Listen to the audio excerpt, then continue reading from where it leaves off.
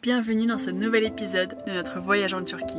Après avoir passé 2 semaines chez différents professionnels pour redonner une jeunesse à notre van, nous avons pris la direction du sud et profitons de ce soleil éternel pour explorer les canyons de Shohol, véritable havre de vie au cœur de cette nature sèche et bien souvent désertique.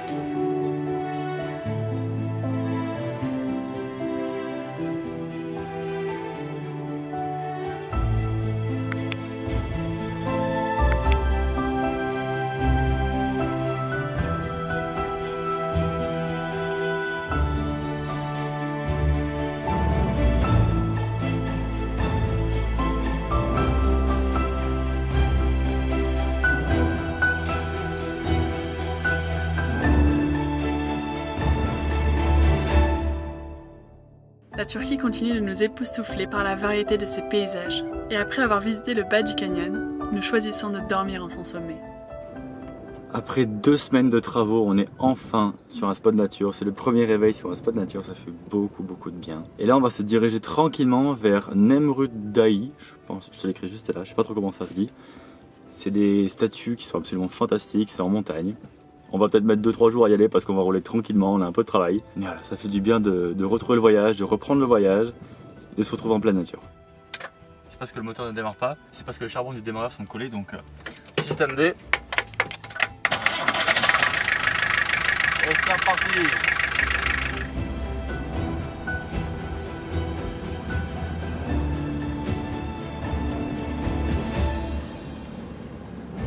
Après de longues heures de route, on vient de se trouver un petit spot baignade. Ça va nous faire du bien parce qu'il fait bien 35 degrés, il fait hyper chaud.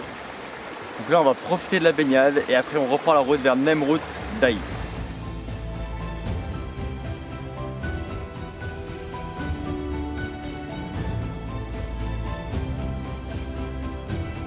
Cette pause était plus que nécessaire car elle nous a permis de terminer la longue et sinueuse route qui mène à la montagne sacrée.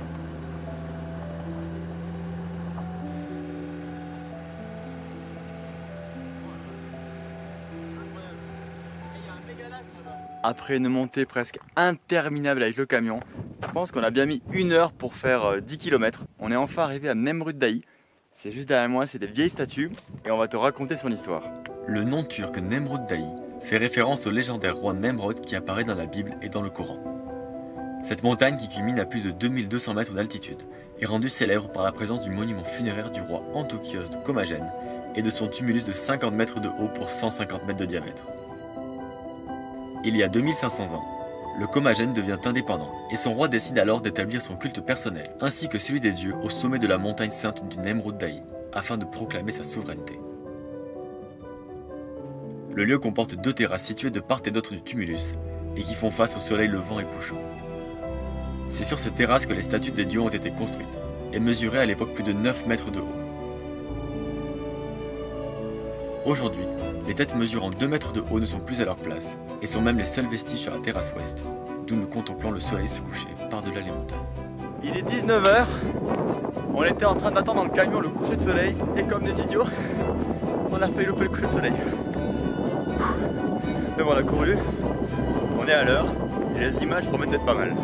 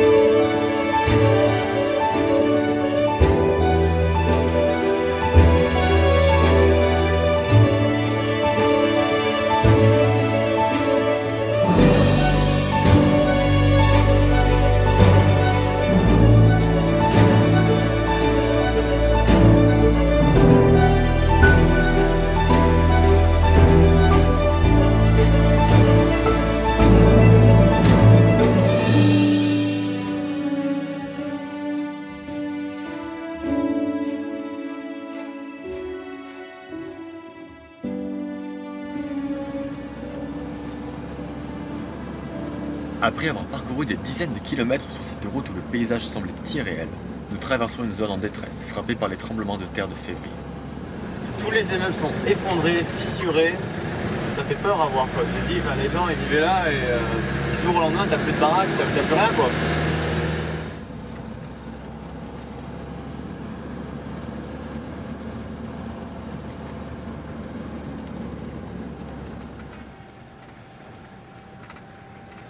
Nous avons traversé plusieurs villes détruites par le séisme et de nombreux camps de fortune créés pour reloger les survivants, avant d'arriver à l'un des plus beaux spots de notre voyage.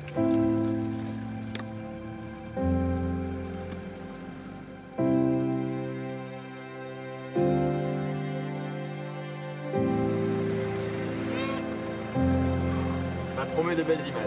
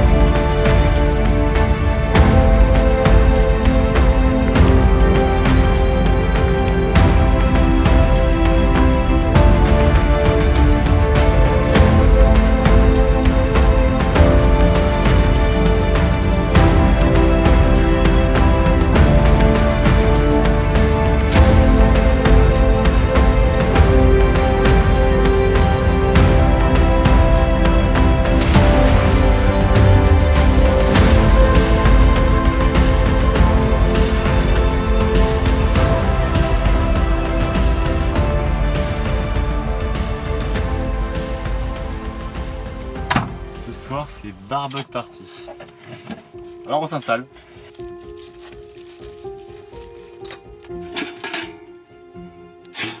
C'est un barbecue offert par les grands-parents d'Eva. C'est vrai qu'on le sort pas souvent, mais quand on le sort, c'est quand même très pratique. Hop, il n'y a plus qu'à. Comme vous a dit Mathias, on va faire un barbecue et on va essayer une recette turque avec des keftés au barbecue et du lavash. C'est une sorte de pain à eux.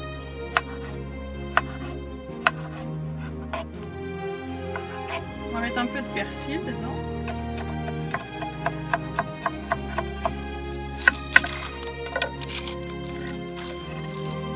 Ça, c'est le plaisir de cuisiner dans la nature. Rendre à la nature ce qui appartient à la nature.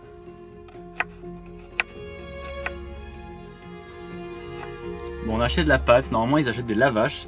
On n'est pas sûr de ce qu'on a acheté. Les gens nous ont dit au magasin, oui c'est du lavache et tout. Et d'autres nous ont dit, non c'est pas du lavache. Donc on va voir si c'est du lavache.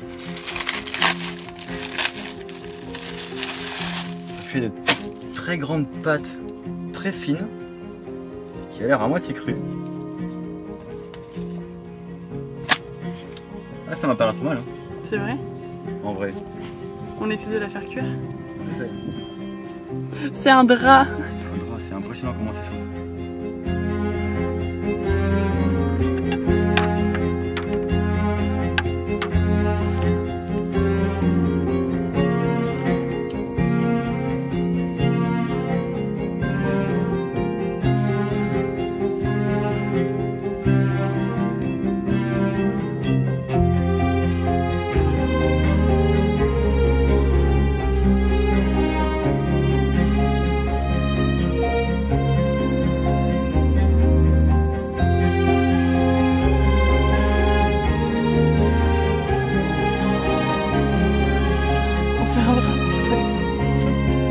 Et on le mange comme on peut aussi.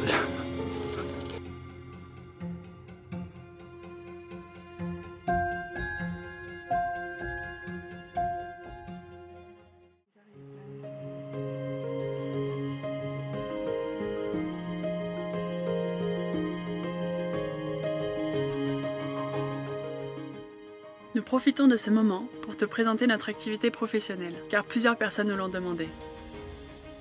Nous vendons des produits du quotidien à l'aloe vera, cette plante médicinale ancestrale aux multiples vertus. Elle se consomme aussi bien en jus qu'en crème, dentifrice et cosmétiques pour notre bien-être. l'aloe vera est une plante qui s'autorégule naturellement et ciblera les maux à soigner dans votre corps. Si nous avons choisi ces produits, c'est parce qu'ils sont totalement biodégradables, sains pour notre corps et pour la nature, ce qui est une priorité quand on y vit tous les jours. Si vous êtes intéressé par ces produits, vous trouverez le lien de notre boutique dans la description.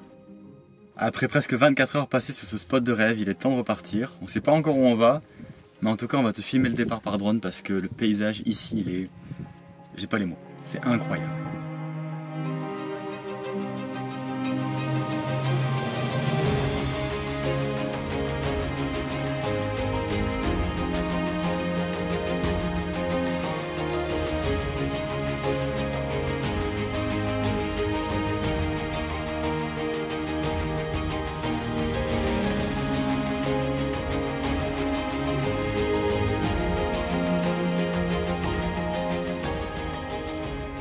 C'est sur ces belles images que nous terminons cet épisode de notre voyage. Et nous te donnons rendez-vous dimanche prochain pour de nouvelles aventures à la frontière syrienne.